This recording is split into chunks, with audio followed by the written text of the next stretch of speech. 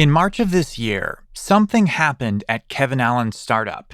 As the pandemic was gutting so many other companies, his business took off. But there was a catch. It's like, oh my gosh, if we had cash now, you would see Vigor everywhere. I mean, everywhere. And we would be growing like crazy, but that's not the case. And so to be stymied by such a small amount of cash, of capital, to be here at this point, right. And I can't leave it now.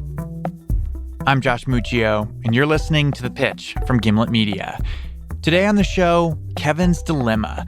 He needs to capitalize on this moment, but can he convince investors it's worth the risk in the middle of a pandemic?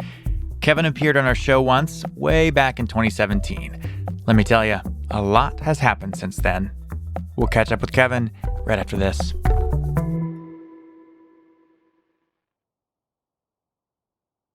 Kevin Allen and Fola Awosika had always been close. They grew up together in a suburb of Washington, D.C. in the 80s and 90s and played football together in high school. But the seeds of a startup weren't planted until 2015 when they met Moses McCall. See, Fola had wanted to build SoulCycle, but for rowing. You know, a gym with high-tech sensors and a big screen where everyone competes to work out the hardest.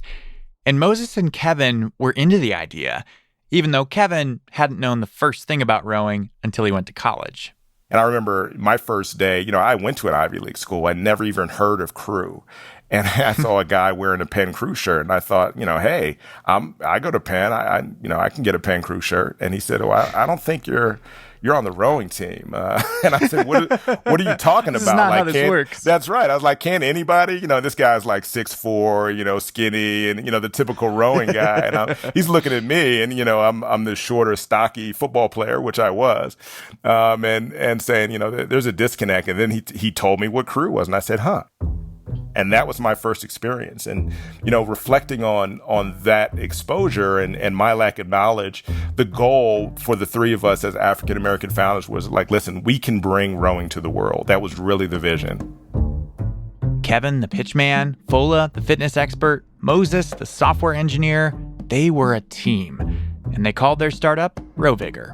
Kevin took their vision to some angel investors in Washington, D.C., and he heard one thing over and over.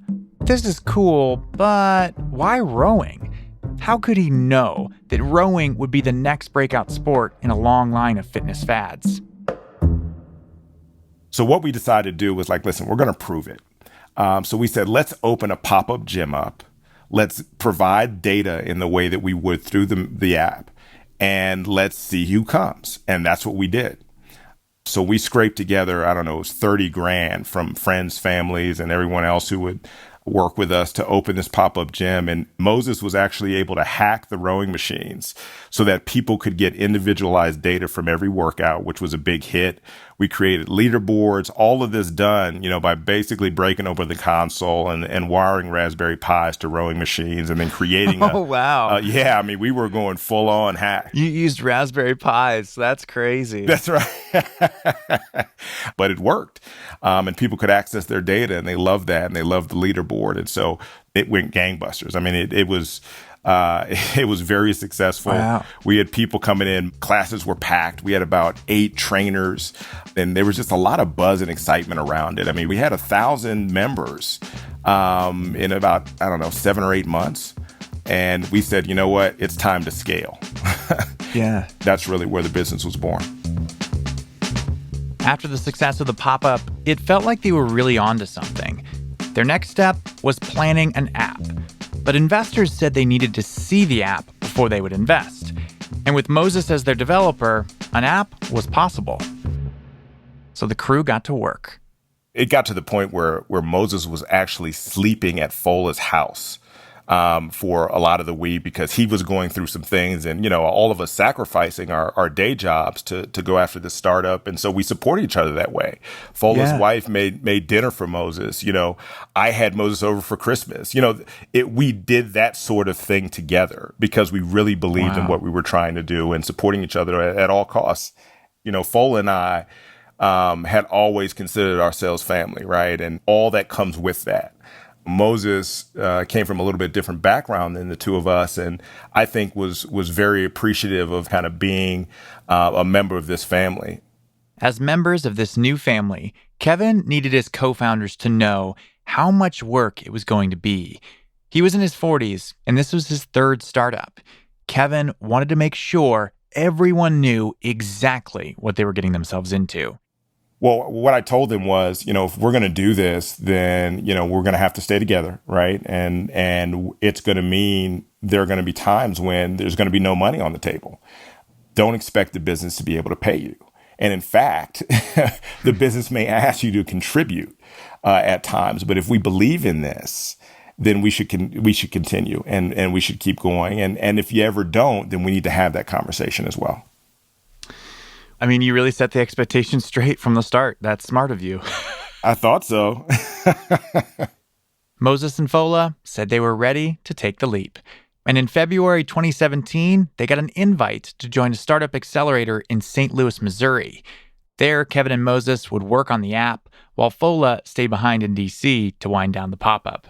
And so every week, I'm married with 2 kids. Moses is single, but every week I would go to St. Louis, either drive or fly, be there all week, and then come home.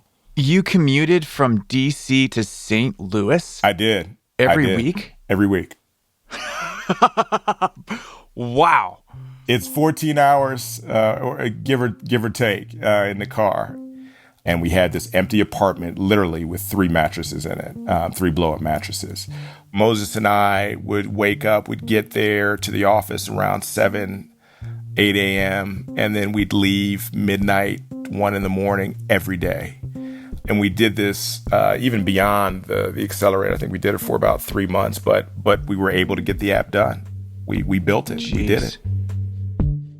So in the middle of 2017, they put the Vigor app in the App Store. There wasn't any marketing, but dozens of people started using it to work out. Those early customers weren't paying to use the app yet. Kevin wanted to build a premium version later to put behind a paywall, but it was a proof of concept. Surely that would be enough for investors.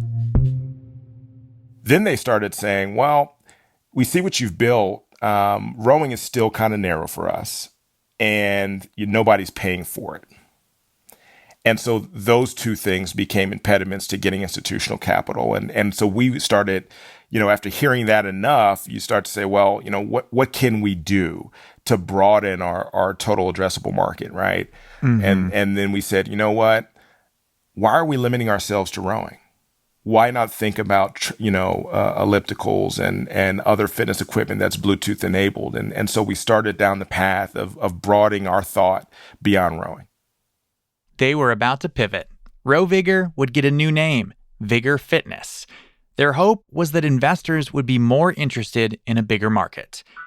And it's around this time when Kevin and Moses first appeared on our show pitching to the investors. My name is Kevin Allen. I'm the CEO of Vigor.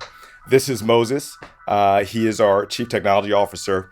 So about 3 years ago, good friend of mine I've known since I was 13 years old, 20-year fitness professional, came to me and he said, I think there's an opportunity for rowing-based fitness in our space. And Jillian Manis was particularly taken with Kevin. Liked him though. I liked him really, a lot. really. I like Moses. Moses obviously the kind of pensive, quiet, techie, right? Yeah. Kevin should have his own podcast. He totally should. But for sure.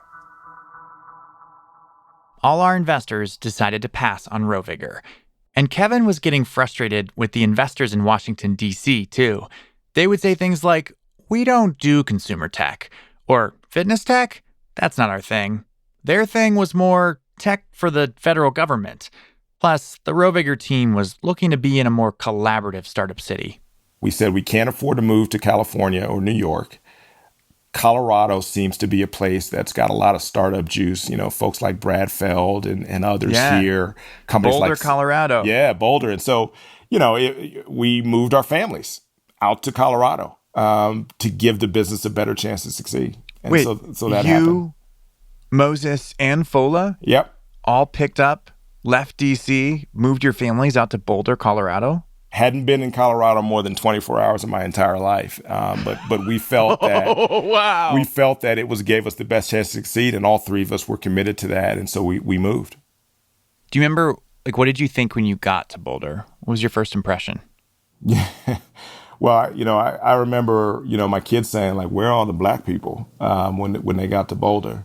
Because we moved from Tacoma Park, Maryland, Right. which is a super diverse area where, you hear a dozen different languages every day, and people that look like you are all around to a place that is, very nice and full of nice people, but very white.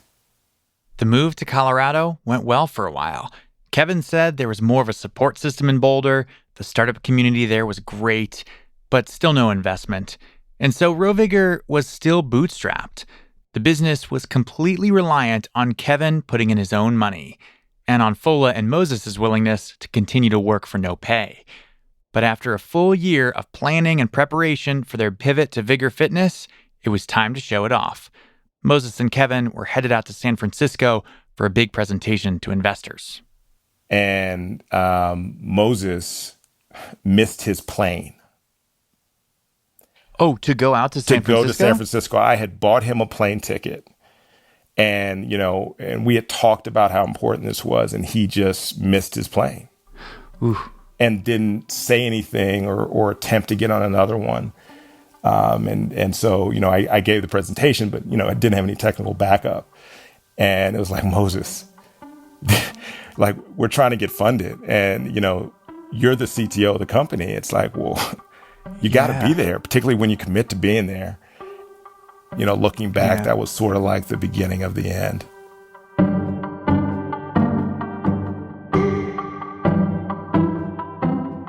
When we come back, will their shiny new pivot be enough to close investment before the team falls apart?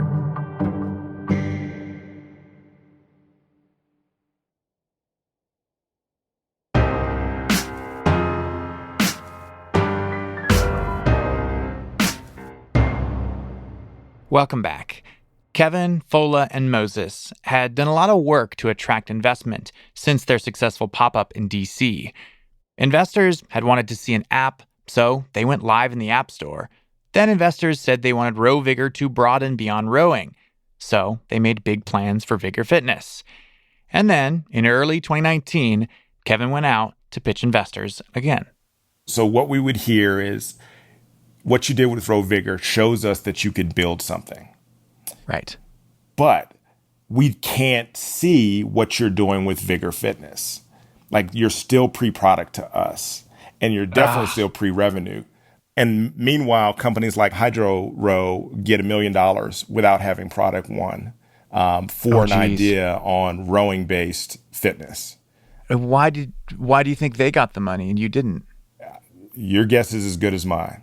We had a product before, they had the idea. And so, for us, it's like, well, they're behind us and yeah, we're not a closed system hardware-based company, but damn, I mean, was it something we said? Do you think it was the right move to make the pivot to pitching Vigor Fitness as a broad fitness app that could be used with a number of different fitness tools? Like, do you think that was the right move? I've had investors tell me you never want to build a company for investors. That's bullshit. Investors are going to invest in what they like. And if they're the only ones that can provide you access to capital, then you have no choice. Otherwise, your idea doesn't get done.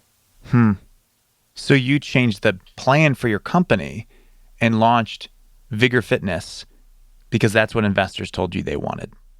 Correct. And honestly, we knew that we would grow beyond rowing at some point. But, the more we got into this, the more it was like, okay, well, you guys, we challenged you to do this. You did it. Now do this.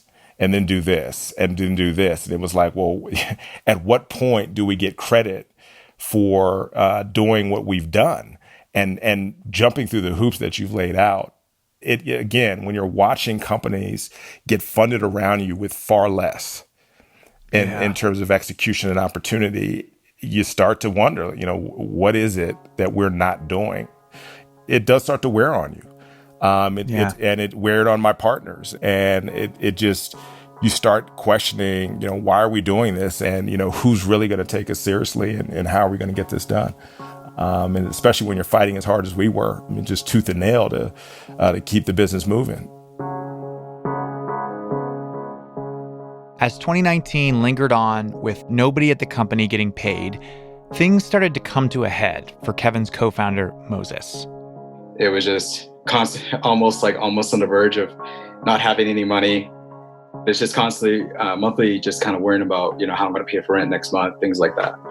Like I had some credit cards I just haven't paid off. And so I was just like in default with my student loans. I mean, it just comes down to money. And so for me, it was just kind of a breaking point. So I just couldn't continue on. I think that everybody has a kind of risk reward tolerance. Like it seems glamorous on the outside, but it's just like a huge risk you're taking on. Like all people are betting on you that you're going to be successful in it. And that was just too much for me. Yeah. Like the emotional pressure of that. Yeah. And the idea that you have to grow like exponentially. Right. There's that pressure that you have to grow exponentially. And I just don't want to do that. Like the big risk, the pressure from venture capital firms, raising money, that's just not like what I want. Well, he came to Fola and I later on that spring, early summer, and said, hey, I can't do this anymore. And he told us, I'm tired and don't like having any money. And I don't feel like I can do the job. And so we said, okay, that's okay. And we get it. But we were going to need you to help us do a couple of things. We said, if you can get us to a point where we've got the paywall up and we've converted everything to Vigor Fitness, then I think we'd be in a good position, right? Yeah. And so we asked him to do that, and he agreed. He said, I can do that. So, and the reason was if you could get the app moved over to Vigor Fitness, and if you could turn on payments, those are the things that you could go to investors with to say like, hey, here we did this. We jumped through this other hoop. That's right. And then they would be able to invest in you. So then you'd have the money to hire another lead developer? That's correct. So we could raise on the premise of showing paying customers, showing Vigor Fitness in at least a beta form, and then saying, listen, now we're looking for scale capital, right? There's no more, we need to see it. Here it is, and let's go. So that was the plan. Moses, the only developer they had, would finish up a few tasks before he left. Kevin would have to raise money from investors to bring on someone new. But before Moses finished the work, things fell apart. This is in July of 19. And Moses says, I have to leave now. I can't be a part of this anymore. Whoa. Yeah. What broke? Well, he said he felt really bad about letting his family down, right? And he felt that he couldn't deliver anymore on what we wanted to do, and he just needed to get away. And Fola and I were sort of like, you do realize the position you're putting us in. And he said, I know, but I can't do anything else. And we just sat there for, talking this through, and Fola and I tried to convince him, like, listen, we plotted an exit for you, like, help us see this through, just get us where we need to be. And he just said, I can't do it. To finish the work that Moses was going to do, Kevin would need to find another developer. And he figured he would need $50,000 to do it. The fate of Vigor was in investors' hands. For 3 years, investors have been saying to him, just jump through this hoop. Ooh, what about that hoop over there? Oh, wait, just one more hoop. But finally, in January of 2020, there were no more hoops. He found an investor that was ready to write a check. So after all of this, we finally got a fund to commit $100,000 toward our $500,000 raise. Oh, wow. Written commitment. And so now we've got somebody else who's an investor who believes in us, and we can go shop this. But before all the details could get hammered out, March 2020 happened. COVID hit and the world changed. And so it stopped everything dead in its tracks. And so the financing goes away, but then the business goes crazy. We saw our Vigor application user base grow by 100% in about 35, 36 days. Wow. So it doubled. It doubled in about a month. And this is just all the people who are like, I'm working out from home now because I can't go to the gym. That's right. Oh, Jesus. And so we had to think quickly and try to figure out a strategy for us to be able to take advantage of this momentum. It's just maddening to watch your numbers grow the way ours did and know that you can't do anything to support flipping the revenue switch, putting up the paywall, doing the development, as small as a development task as it might be, to get you to the other side. It was maddening. So you're literally seeing the numbers on your mobile app double in a matter of 30 days, and you don't hold the key to be able to update the app, turn on payments, and start collecting money, or do any sort of development because you don't have a developer. That's correct. And the commitment we made to Moses was, we won't ask you to do this. We might ask you to consult back, but we will never ask you to do dev work for us. And I went to him and I gave him a call. I said, Moses, look, he said, I know, I've seen the numbers. He said, but I can't do it. Like, I don't want to feel that pressure anymore. And so what are you going to do? We had to respect that. And so what we decided to do was Kevin. what can you do?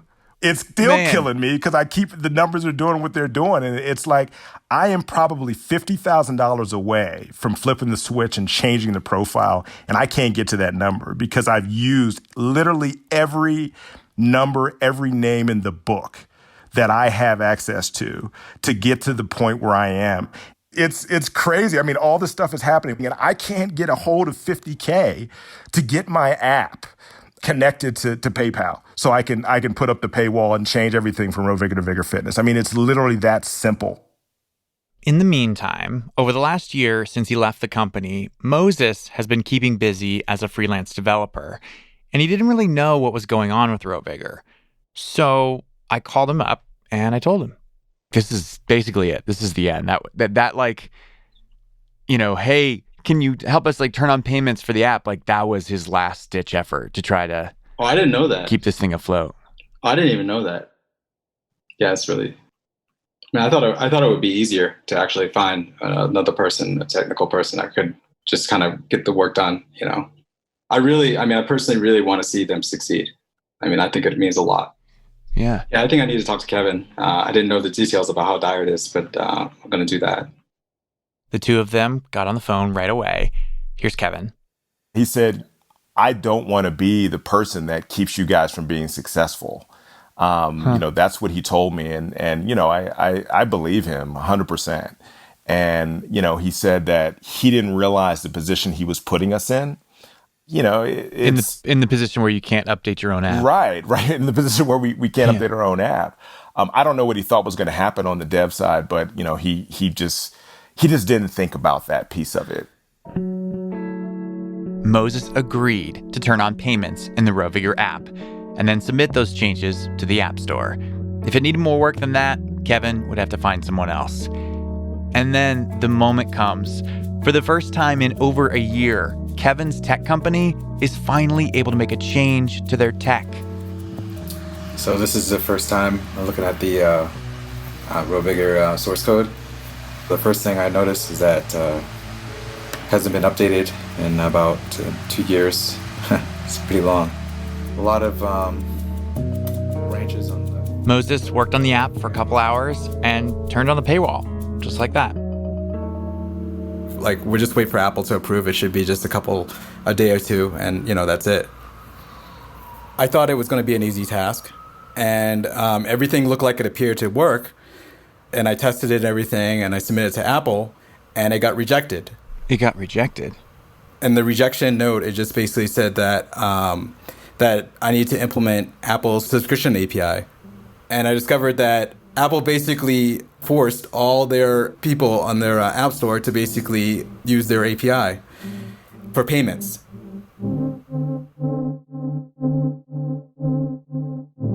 According to Moses, this new requirement from Apple meant it would take a lot more work to get it up to date. Work Moses said he just wasn't willing to do. So here we are, right now, summer 2020, and Kevin, for the very first time, is starting to question if he should continue. I can't continue to put my family at jeopardy. I am losing not only the cash that I'm investing in the business, but what I could be making in the market for myself. Yeah. I mean, and that opportunity cost is not insignificant for me. Right. That and my kid, my oldest kid's going to start high school this year. Both my kids are going to private school this year for the first time, which adds more pressure. And so, there's just some real life considerations for us. And so it is where we are. I mean, we love what we've built. We love the potential. We believe in this. I mean, as you can see, I put my money literally where my mouth is. And, it's just maddening to be so close and to feel like it's such an insignificant amount of money in the grand scheme of things, but not be able to get it done. This is like the founder's dilemma right here. Do you just let go of the past 2 years and let that all go to waste, right? Yeah. So that you can pay your bills and provide for your family, which you really want to do? Or do you keep going? That's really what it comes down to. I mean, it's as a result of what's been happening in the world and with all of this Black Lives Matter protesting going on and renewed interest in what's happening to the African-American community, stories from all different industries are popping up. And the entrepreneurial story has been a big one.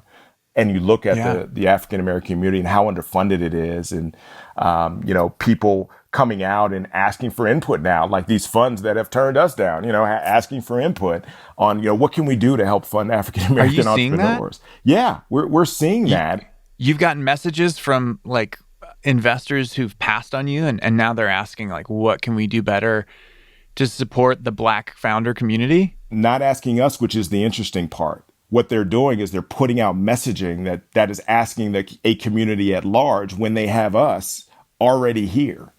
But I see all these letters from the managing directors of this firm or that firm saying, we are committed to finding great companies and finding qualified, entrepreneurs of color. And here I am. And, you've spoken to me and you know me and yet my email goes unanswered. The hard part is it's so hard to tell when you look online and you see people's Twitter feeds. It's like they're all saying seemingly the right things, but so few of them have the track record to be able to come out and say, we've been doing this all along. That's right. I remember my first company. I actually had a venture MD pull me aside and tell me I was too young and too Black to get funded. Like they weren't going to listen to me. No. Are you straight serious? Up told me. And I appreciated it. I can't tell you how much I appreciated it because that was real. That was a real, he didn't do it to be condescending. He just said, listen, they are not ready to hear this kind of a message for you in this industry. You are too young and too Black. And I said, well, thank you. And that's when I started to try to look to sell my company. Oh my God. I mean, but this is what we deal with and quietly. All over the place in garages and living rooms and all over this country. And that's what they don't understand.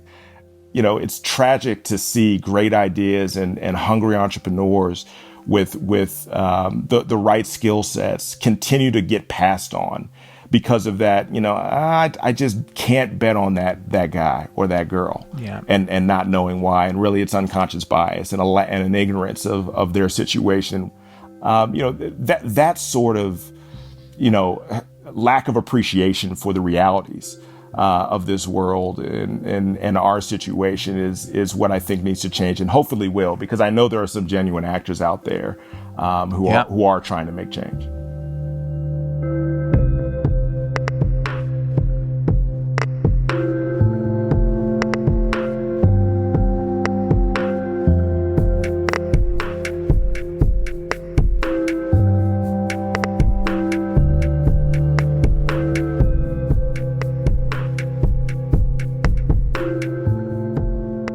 Pitch is hosted by me, Josh Muccio, produced by Muna Danish, Heather Rogers, Chris Neary, and Max Gibson.